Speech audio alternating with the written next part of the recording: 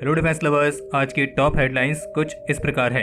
Indian ocean reason पर Indian navy और Russian navy के बीच कंडक्ट की गई है naval exercise. Farmer ISI chief का दावा, भारत नहीं है पाकिस्तान के लिए बड़ा खतरा। इंडियन एयरफोर्स ने शुरू किए स्वदेशी स्वार्म ड्रोन्स के परीक्षण। भारत के स्टार्टअप कंपनी पिक्सल ने रशिया के बजाय अब इसरो के रॉकेट से अपनी पहली सैटेलाइट को लॉन्च करने का लिया फैसला। और पूर्वी लद्दाख की ऊंचाइयों पर तैनात चाइनीज ट्रूप्स को नहीं मिल रहा है गर्म खाना।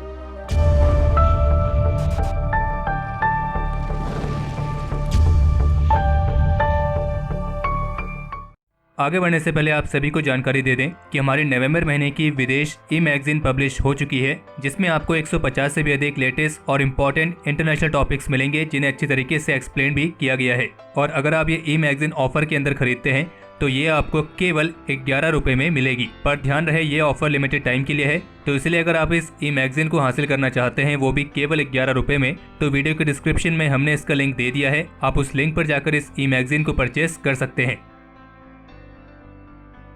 कल 4 दिसंबर को नेवी डे के अवसर पर इंडियन नेवी और रशियन नेवी के बीच ईस्टर्न इंडियन ओशन रीजन पर पासेक्स नेवल एक्सरसाइज को कंडक्ट किया गया था। और ये 2 दिन की नेवल एक्सरसाइज थी, जो कि आज 5 दिसंबर को भी कंडक्ट हुई है।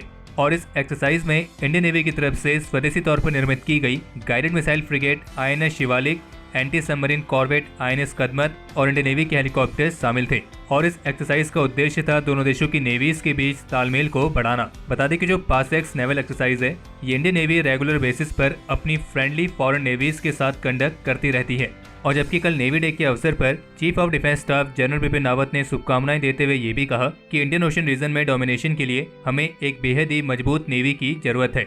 और उनका ये भी कहना था कि इंडियन नेवी ने जिस तरीके से पड़ोसी देशों में एक ह्यूमैनिटेरियन सपोर्ट और खास करके कोविड-19 पैंडेमिक के समय जो सपोर्ट दिखाया है, इंडियन नेवी की इस महत्वपूर्ण भूमिका के लिए वे एक स्पेशल मेंशन डिजर्व करते हैं। और इसके साथ आपको एक और महत्वपूर्ण अपडेट दे दें कि जिस समय हम ये वीडियो रिकॉर्ड कर रहे हैं, तब तक फिलहाल इंडियन नेवी की तरफ से कमांडर निशान सिंह को लेकर कोई भी नया अपडेट सामने नहीं आया है। और रिपोर्ट तो ये है कि अभी भी उनकी तलाश जारी है। अभी हाल ही में रक्षा मंत्री राजनाथ सिंह ने arm forces flag day CSR webinar के दौरान ये कहा कि जो देश अपनी संप्रभुता की रक्षा कर पाने में समर्थ नहीं होते हैं, तो उनकी हालत हमारे पड़ोसी देश जैसी हो जाती है, जो न खुद अपनी सड़क बना सकते हैं, न उस पर चल सकते हैं, न खुद व्यापार कर सकते हैं और न ही किसी और को उनके वहां व्यापार करने से रोक सकते हैं। हालांकि रक्षा मंत्री राजनाथ सिंह ने पाकिस्तान का डायरेक्टली नाम नहीं लिया, लेकिन जो उन्होंने बयान दिया है वो हर कोई इस बात को अच्छे तरीके से समझ जाएगा कि ये किसी और के लिए नहीं, बल्कि हमारे प्यारे निकम्मे पड़ोसी के लिए है।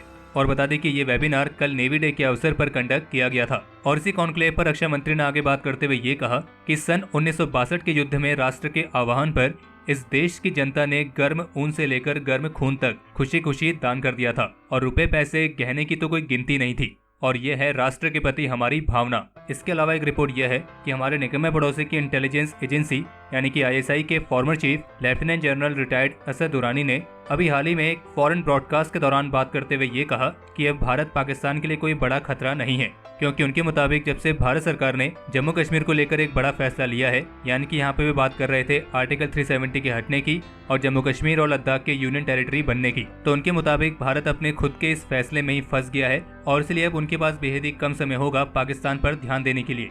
हालांकि उन्होंने ये भी कहा कि हम बालाकोट जैसे मिसएडवेंचर के खिलाफ अपनी सुरक्षा को कम नहीं कर सकते हैं, लेकिन फिर भी उनके मुताबिक अब ईस्टर्न बॉर्डर पर यानी कि भारत पाकिस्तान के लिए कोई बड़ा खतरा नहीं है। वैसे यहाँ पे देखा जाए तो ISI के फॉर्मर चीफ की जो बात है कि भारत पाकिस्तान के लिए बड़ा खतरा नहीं है, तो ये एक तरीके से सच भी है, क्योंकि भारत कभी भी पाकिस्तान के खिलाफ था ही नहीं। भारत तो केवल पाकिस्तान के उन लोगों के खिलाफ है जो कि अनफॉर्चुनेटली पाकिस्तान की सरकार ही है, जो शांति के बजाय आतंकवाद को बढ़ावा देने को प्राथमिकता रखती है। और भारत बस पाकिस्तान की इसी नीति के खिलाफ है।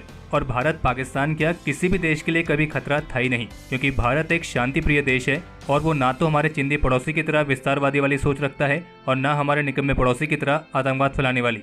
तो इसलिए आप कह सकते हैं कि भारत शांति के लिए तो कभी खतरा था ही नहीं। हाँ, लेकिन ये जरूर है कि जो भारत के लिए खतरा बनेगा तो उसके लिए फिर भारत एक बहुत बड़ा खतरा है और उसको भारत से संभल कर रहने की जरूरत है।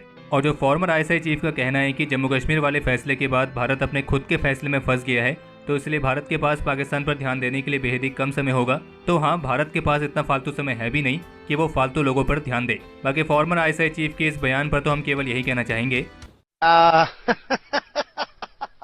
आर यू कॉमेडी मी?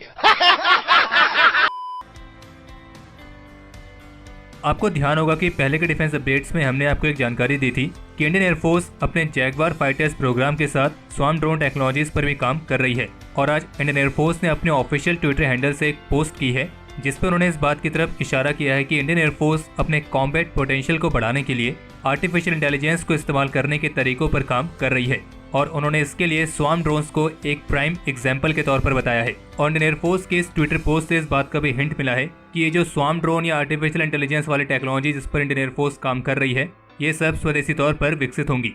और इंडियन एयरफोर्स की ये पोस्ट एक बार फिर से कंफर्म करती है कि भारत ने अपने स्वदेशी स्वार्म ड्रोन्स की टेक्नोलॉजी की तरफ एक महत्वपूर्ण कदम उठा लिया है। बाकी अगर आपको इन स्वार्म ड्रोन्स वाले कॉन्सेप्ट को समझना है या फिर ये समझना है कि ये तकनीक किस तरीके से इंडियन एयरफोर्स के कॉम्बैट पोटेंशियल को बढ़ाएगी तो इसके रिगार्डिंग हमने एक डेडिकेटेड वीडियो पहले बनाई है जिसका लिंक आपको इस वीडियो के आई बटन में मिल जाएगा।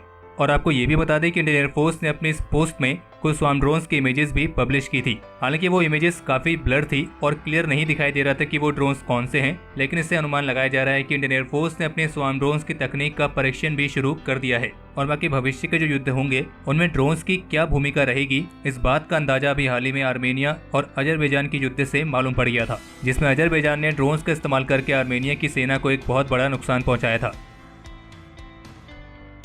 भारत की स्टार्टअप कंपनी पिक्सल की तरफ से इस बात का फैसला लिया गया है कि वे अपनी सैटेलाइट्स के कॉन्स्टलेशन को लॉन्च करने वाली योजना के तहत अपनी पहली सैटेलाइट अब इसरो के PSLV रॉकेट से ही लॉन्च करेंगे और इसके लिए इसरो के साथ कॉन्ट्रैक्ट भी साइन हो चुका है। जबकि इससे पहले कंपनी ने फैसला लिया था कि वे इस साल के अंत तक अपनी पहली सैटेलाइट रशिया से लॉन्च करेंगे, लेकिन अब उन्होंने इसरो के साथ जाने का फैसला लिया है और कुछ सोर्सेज के मुताबिक ये लॉन्च अगले साल फरवरी के महीने में हो सकता है। और टाइम्स ऑफ इंडिया के साथ बात करते हुए इसरो के चेयरमैन डॉक्टर के सिवन ने बताया कि ये हमारा इस तरह का दूसरा एग्रीमेंट है और जबकि इससे पहले लॉन्च व्हीकल्स को बनाने के लिए अग्निकुल कॉस्मोस के साथ भी एग्रीमेंट साइन किया गया है। और इसरो चेयरमैन का कहना है कि आने वाले कुछ महीनों में इसी तरह के और भी इनिशिएटिव्स देखने को मिलेंगे।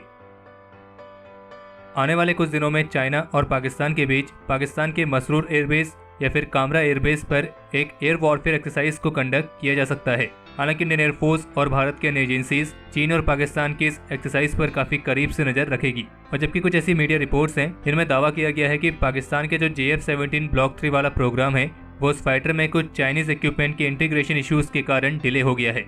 और जबकि एक रिपोर्ट ये भी है कि हमारे चिंदी पड़ोसी की चिंदी मीडिया के प्रोपेगेंडा के बावजूद LAC के पास पूर्वी लद्दाख की ऊंचाइयों में तैनात चाइना की पीपल्स लिबरेशन आर्मी के ट्रूप्स को करीब 5 सप्ताह से ड्रोन्स की मदद से उनके घर में खाने की एक बार भी डिलीवरी नहीं मिली है। यानी कि ग्लोबल टाइम्स जो भी कुछ समय पहले अपने प्रोपेगेंडा में दिखाती थी कि वो अपने ड्रोन्स की मदद से अपने ट्रूप्स के लिए इस तरीके से खाना भेजेंगे, उस तरीके से खाना भेजेंगे, वो सिर्फ दिखाने के लिए था, एक्चुअल में ऐसा हो नहीं रहा है। कल के जो हमारे टॉप 3 कमेंट्स हैं वो कुछ इस प्रकार है।